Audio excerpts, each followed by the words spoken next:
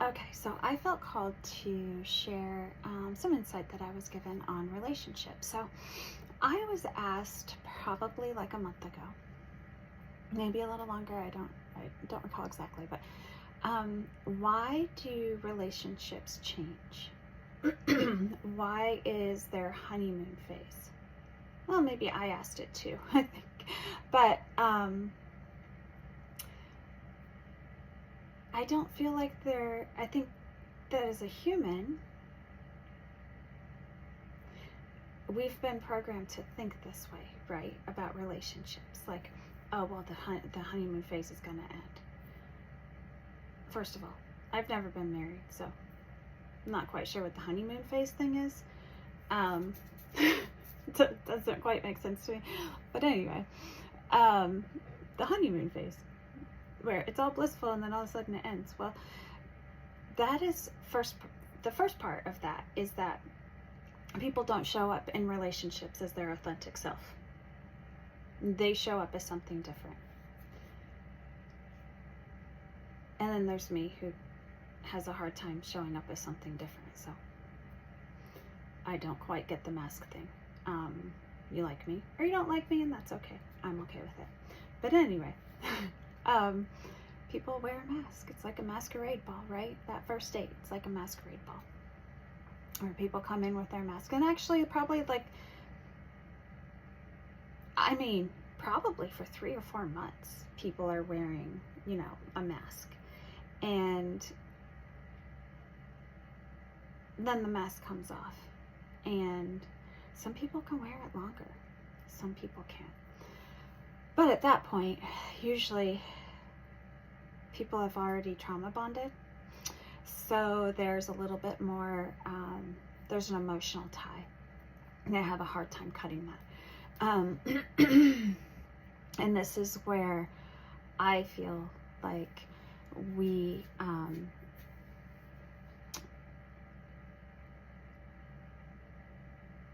it is truly, truly helpful to heal and to balance the divine feminine and masculine prior to getting married, for sure. But prior to dating even, it makes a huge difference, because you're not going in as, I don't know, as a character. You're going in saying, this is who I am. You can take it or leave it. That's fine. And that right there changes the dynamics in the relationship. First, people aren't quite sure what to do with that. It's kind of funny. But when they realize, like, oh, she really is this. So this really is who she is. A year later, and we're still friends, and they're like, oh, you haven't changed. And I'm like, no, I haven't, because I really haven't since I was a little girl. But it's funny how, that goes away. Well, if two people are coming into the relationship and they're just authentic, that right there changes the whole dynamic. So you have a whole different relationship because there's no masks. But then there can, and I have proof of this, there can be triggering. There can be, if one has done the healing and the other has not, but is still, I guess, not to the depth that the other has, you can trigger something in the other person. So then there's that. But we both did come in authentically, and it was beautiful, and it was raw, and it was one of the best connections with a human I feel like I've ever had, just because it really was genuine, and it was real and raw, and the good things that might not feel so good for us to share or talk about as a human, but there was something beautiful about it too, because you didn't feel like the connection was going to go away. You didn't feel like it was going to, I don't know, there's just something about that realness, that rawness, when somebody comes with that. and leads with that instead of this mask, and then all of a sudden these walls and everything go up and you're just like, what the fuck is that? They don't know what it is either, to be honest with you. But it's just their fears.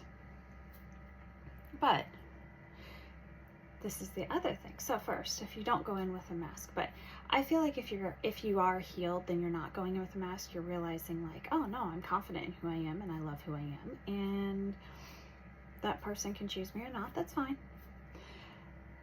Well, here's the other thing, is that this is when I think things kind of change too, is that when one person is a giver, and that's not saying this for, but I mean, it could be different if you have both givers, but, well, no, because I feel like you'd give and take, but one person's a giver and you give and you just love and you're so happy and you're so excited and you're so in love with this person, and you just jump in and you give and give and give and give and give, and then you realize that you weren't choosing yourself still, and you weren't waking up, and things change. Something changes, and that person that you're giving to is just taking and taking and taking and taking. Or because you're overdoing, they run. That can happen also. But what happens is it changes. What really truly changed was the fact that we stopped choosing ourselves. We stopped loving ourselves. And I've learned this the hard way, where I had to be like, well, there were a couple different, over the last year, where I was like, okay, why did I need this person? And one was to see my own worth and value, and that I was enough just as I was. I didn't need somebody else outside of me to validate me. Then the other was to choose me, to love me, to truly love myself. And that didn't come from this egotistical, physical, human being way.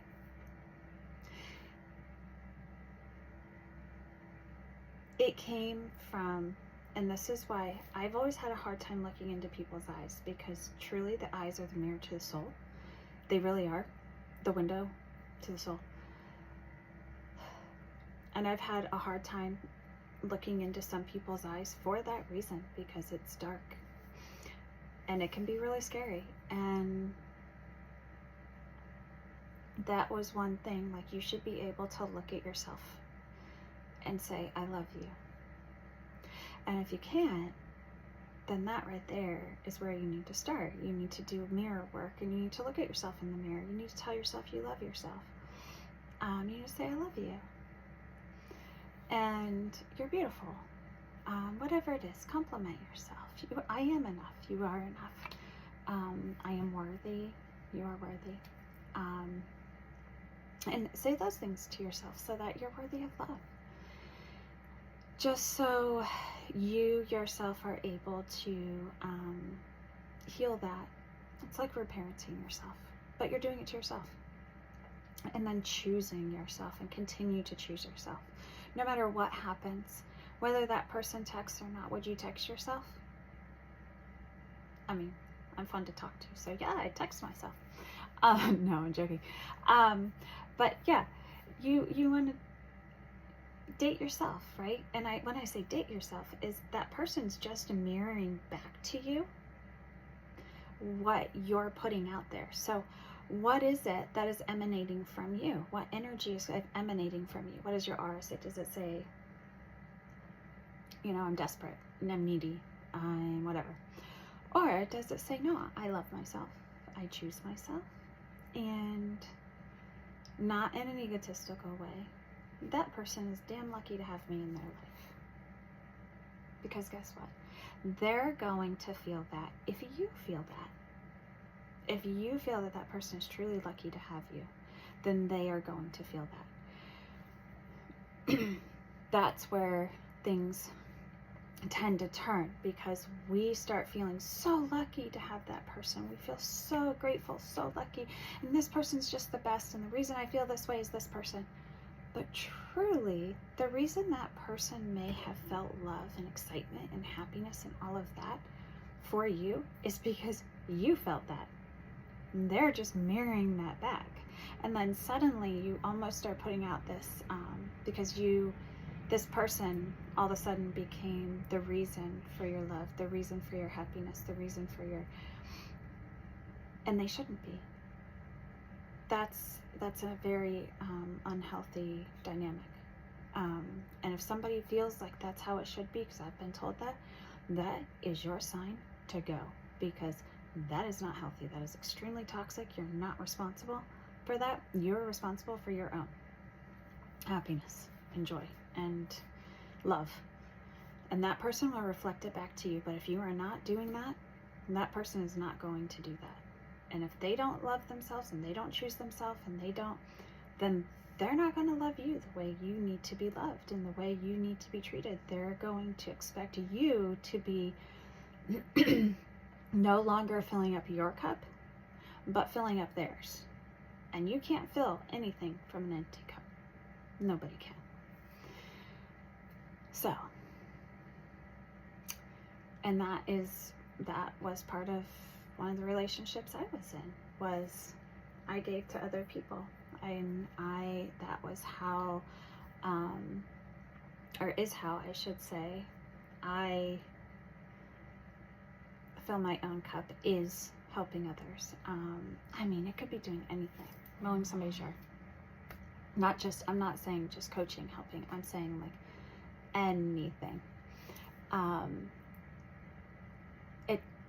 Baking, sitting with somebody and talking, and usually it was older people, and that's just who I am. I love people. I love helping. I love doing something for somebody else that just puts a smile on their face. But because I was doing that for other people and not that person, the jealousy set in, and it was a very unhealthy dynamic. It got explosive because of that. And that is the sign of a very unhealed person. But it is not your job to heal that person. It is theirs. I was even told it was my job to heal them. It was not my job. I offered some insight as to how I did my own healing, and that was denied. So, you're not responsible. Just remember that you're never responsible for somebody else's healing.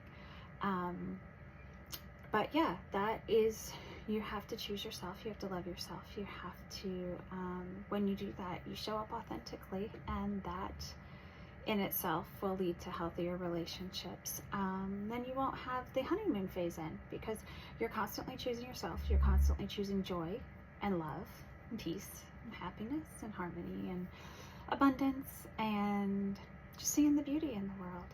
And you're here to love and have fun and play and be a kid still. Truly, we're all here to play and have fun. So yeah, that was just a little bit that I wanted to share.